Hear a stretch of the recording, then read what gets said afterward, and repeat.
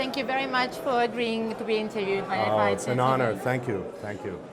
So, here we are. You have a very interesting announcement just here in Rio de Janeiro at the FII Priority Summit. Please tell us. Yes, so we've been at the intersection of public health for the last 10 years, focused specifically on mothers.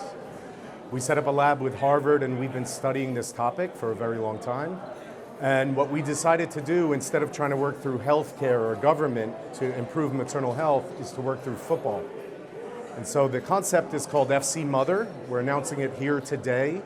We're gamifying maternal health through a new Brazilian league. So we've partnered with Pel&eacute and the Pel&eacute Foundation. We've shot a film with Pel&eacute and his mother to honor Cecilia Arantes, Doña, who's still with us. She's 101 years old.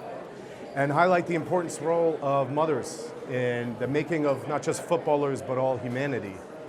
And what the platform will do when we launch it in the fall is it will enroll football clubs as community health providers. So they'll download our platform and they'll be able to distribute all of our programs. And at the end of the season, we'll be measuring and scoring birth outcomes to address and hopefully gamify and improve maternal health.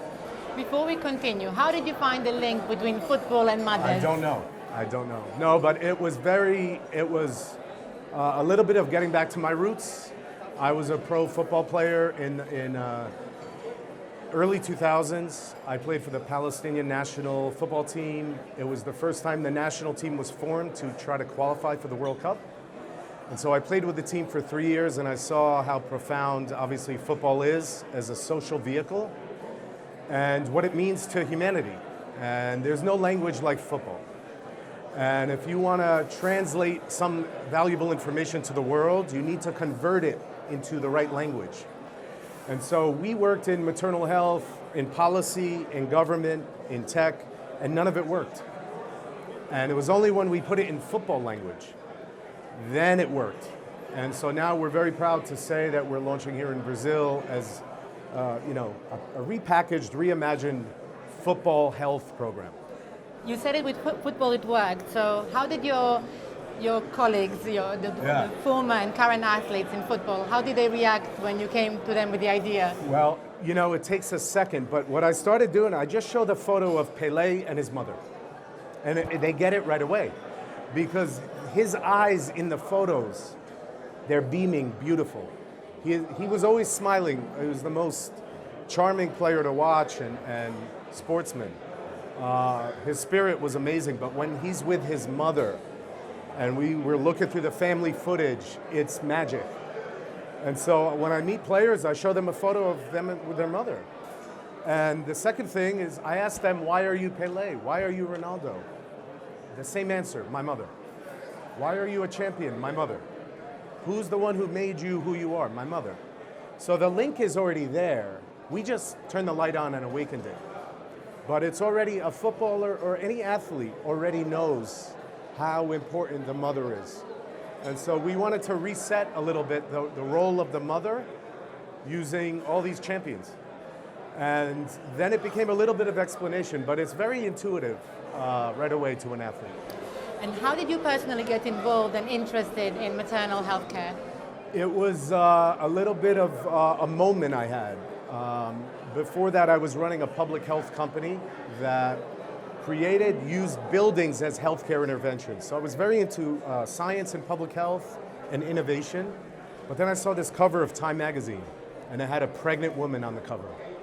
And it said, I'll never forget it, how 9 months shape the rest of your life.